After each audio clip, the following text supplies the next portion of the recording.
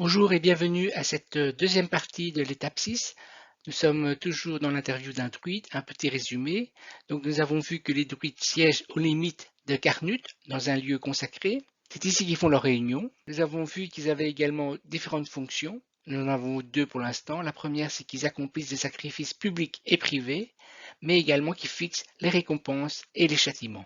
Voyons le troisième. De mundi acterarum magnitudine, de deorum immortalium potestate disputant. Vocabulaire. Nous avons ici de qui est une préposition qui demande également l'ablatif, qui veut dire au sujet de. Mundi vient de mundus mundi masculin, deuxième déclinaison, le monde. Ac, la conjonction de coordination que nous avons déjà rencontrée, qui veut dire et. Terrarum vient de terra terra et féminin, première déclinaison, la terre. Magnitudine vient de magnitudino, magnitudinis, féminin, troisième déclinaison, la grandeur. On retrouve ici à nouveau la préposition de plus ablatif. Nous avons deorum qui vient de deus dei, masculin, deuxième déclinaison, le Dieu. Immortalium qui vient de immortalis, immortalis, immortale, immortel, un adjectif. On verra ça plus tard. Potestate qui vient de potestas, potestatis féminin, troisième déclinaison, le pouvoir. Et disputant, notre verbe qui vient de disputar et disputo, discuter et pas disputer. Attention, première conjugaison. À partir de là, on peut donc analyser. Je reprends le verbe qui est ici, disputant, c'est toujours un négatif présent, actif troisième du pluriel. Est-ce qu'il y a un nominatif? Je n'en vois pas. Donc, ça veut dire que le sujet est intégré ici. Donc, on sait qu'il discute. On discute généralement de quelque chose. Et donc, ici, nous avons le D plus ablatif. Donc, nous avons notre préposition et notre ablatif se trouve ici, magnitudine, un ablatif féminin singulier. On discute de la grandeur de qui ou de quoi. Donc, ici, nous allons avoir besoin d'un complément du nom au génitif. Ce sera mundi, qui est justement un génitif masculin singulier, complément du nom. Nous avons le ac, qui est la conjonction, et donc qui relie terrarum, qui est également un génitif, mais cette fois-ci féminin pluriel, et qui est complément du nom de magnitudine. Il discute d'autres choses, donc on retrouve notre préposition, et cette fois-ci on a potestate, qui est bien notre ablatif féminin singulier, dépendant de la préposition. Il y a le pouvoir de qui ou de quoi, donc à nouveau je vais chercher des génitifs, et bien j'en ai un ici, deorum, qui est notre génitif masculin pluriel, complément du nom de potestate, et nous avons ici notre adjectif immortalium, qui est donc forcément au même cas qu'ici, génitif masculin pluriel, épithète de deorum. À partir de là, je peux traduire. Il discute au sujet de la grandeur du monde et des terres, au sujet du pouvoir des dieux immortels. Et sentiam juventuti tradunt. Vocabulaire. Sentia vient de sentia est féminin, première déclinaison, la connaissance. Juventuti qui vient de juventus, juventutis, féminin, troisième déclinaison, la jeunesse. Et tradunt, le verbe, tradere, trado, livrer, transmettre. Ici, nous avons toujours notre verbe, toujours à l'indicatif présent actif, troisième du pluriel.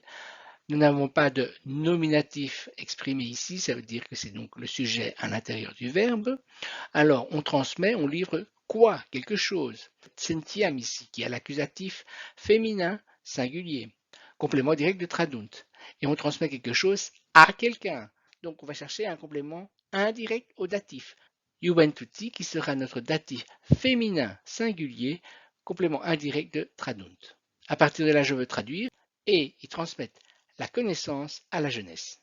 Question de notre journaliste. J'ai entendu dire que chez vous, la cueillette du gui, l'arbre sacré, se fait selon un rite précis. Qu'en est-il? Voici la réponse. Sacerdos viscum in arbore falce aurea demetit. Vocabulaire.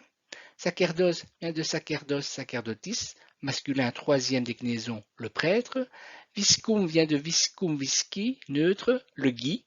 In arbore, donc vous avez arbore qui vient de arbor arboris, féminin, l'arbre.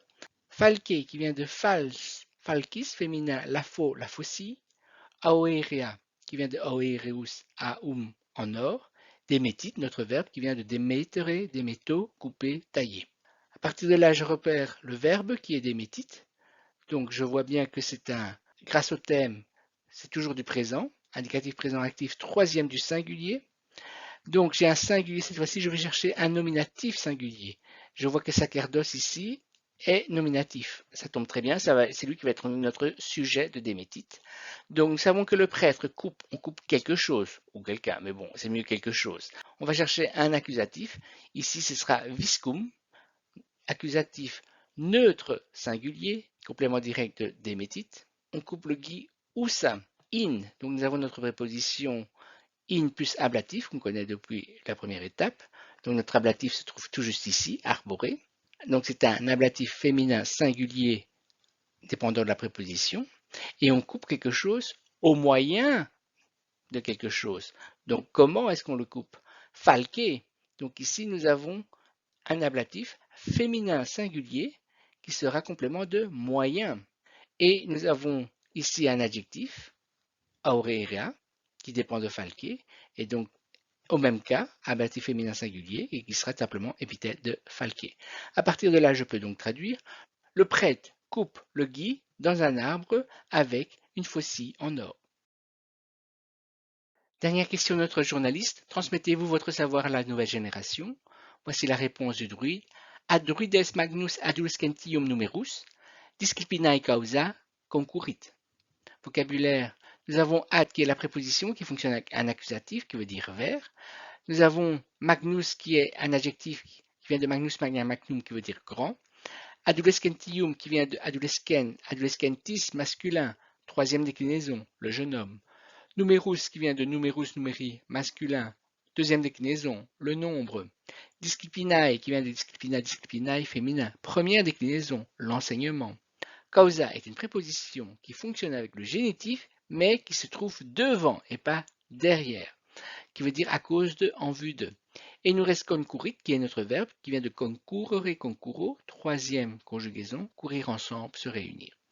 À partir de là, je peux donc analyser. Nous avons notre verbe ici concurrit, donc toujours notre radical du présent, donc indicatif présent actif, troisième du singulier. Je cherche un nominatif singulier pour chercher mon sujet. Parmi tous ces mots, je vois qu'il y a magnus et ad numerus. Magnus étant un adjectif, ce sera numerus, notre nominatif sujet, ici, au masculin, singulier. Comme je le signalais, magnus est donc l'adjectif épithète de numerus. Donc nous avons un grand nombre de qui ou de quoi. Eh bien, nous avons ici un complément du nom, adolescentium, qui est justement au génitif. Nous avons un génitif masculin pluriel, complément du rond de numerus. Un grand nombre d'adolescents, et qu'est-ce qu'ils font? Donc le verbe concurrit, ils courent ensemble ou se réunissent. Ou ad, vers, druides. Donc ici nous avons notre préposition plus l'accusatif masculin pluriel qui dépend de donc, la préposition. Et pour quelle raison? En vue de quoi? Donc nous avons ici notre préposition causa plus génitif. Notre génitif se trouve devant, comme nous l'avons signalé dans le vocabulaire. Ce sera disciplinae, et donc c'est un génitif féminin singulier demandé par la préposition. À partir de là, nous pouvons traduire: un grand nombre de jeunes hommes se réunissent vers les druides en vue de leur enseignement. Nous voici arrivés à la fin de la traduction des phrases et de l'analyse grammaticale. Je vous retrouve pour la partie numéro 3 où nous allons analyser la morphologie de la troisième déclinaison. À bientôt.